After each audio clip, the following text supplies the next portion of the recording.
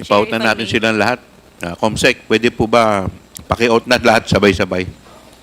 Thank you, Your Honors.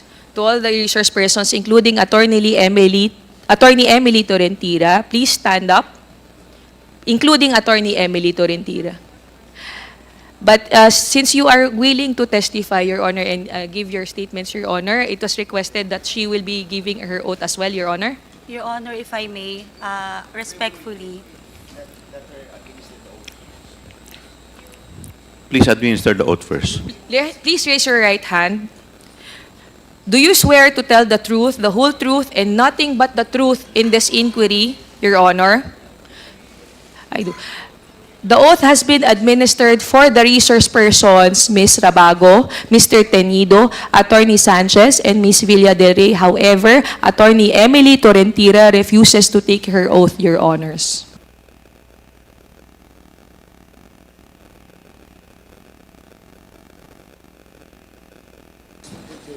Mr. Chairman, I'm just wondering why attorney, what's the name of that that person? Attorney Emily Emily Torrentira, Your refused to Honor. raise her hand for the oath taking.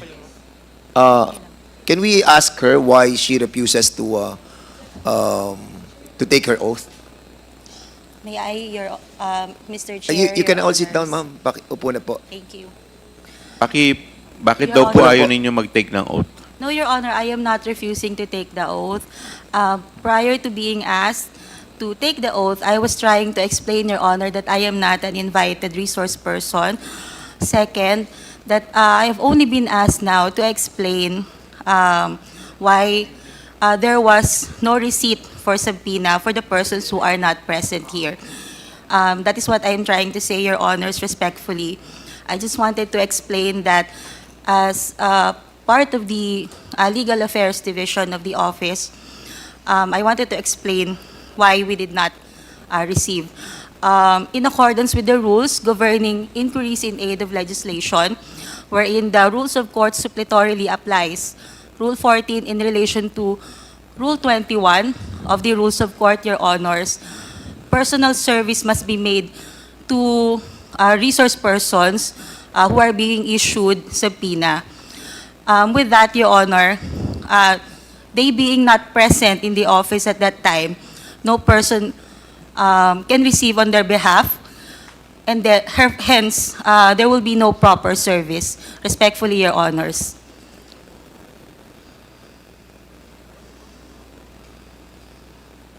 Well, we accept that that guidelines, no, that you mentioned a while ago. But you all know that this is in aid of legislation, and the reason why we are trying to course this invitation to the office of the president, we discussed this lengthily already, and the testimony of Attorney Lopez is so important to us. And also si Pajarda. And I think, Mr. Chairman, with this kind of explanation that being manifested by Attorney Tolentino,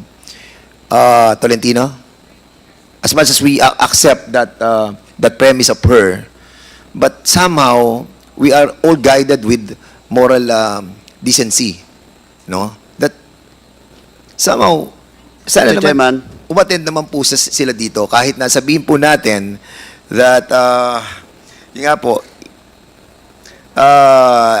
ito po yung sinasabi nung inyong minention a while ago, but I think somehow sa akin personally that is not accepted.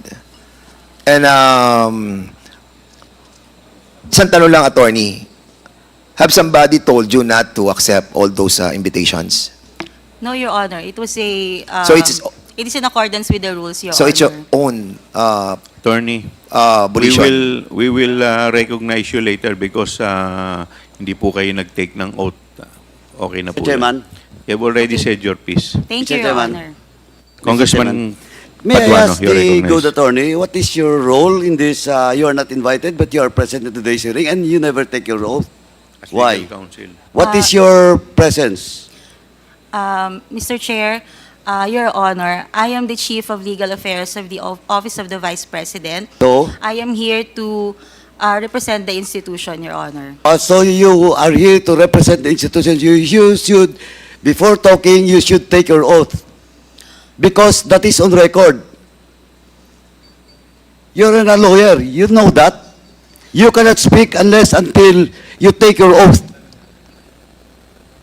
That's the rule, internal rules of this House and this committee. You cannot speak unless you take your oath. Or else, I will move to excuse you in this room. Your Honor, if I may, Mr. Chair. Point of order, Mr. Chair. Mr. What is, Chair, what is your point of order? yeah, I take the position of Congressman Paduano. I really don't know why she's here.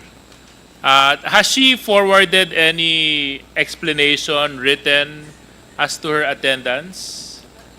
Hindi, Mr. Comsec. Chairman, Mr. No, Chairman, Mr. Chairman. Mr. Chairman, a while ago, she was trying to tell us that she is the representative of the Office of the Vice President. And if you are the representative of the Vice President, you have this reason to take your oath as well. No, but yeah. But other than that, Mr. Chair, before we can even proceed to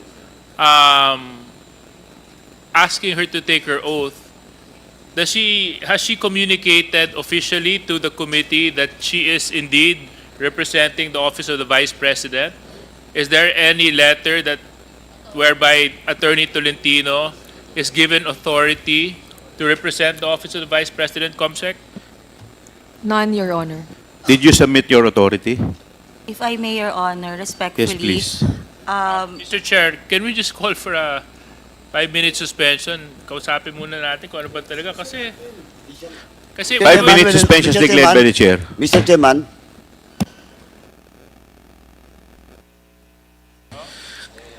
Committee hearing resumes.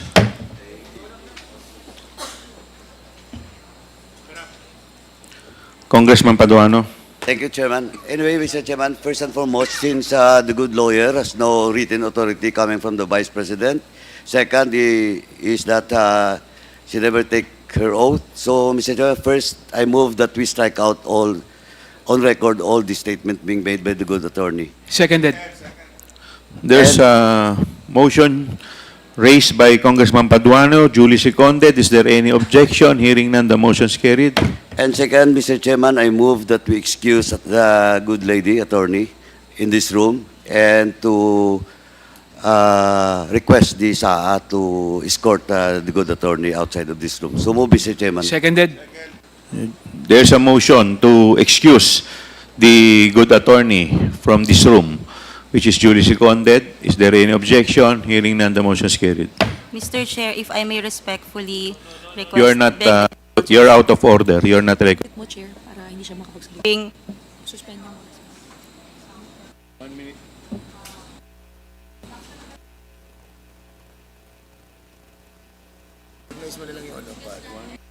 Suspend ko na lang. Your Honor, 1 minute suspension.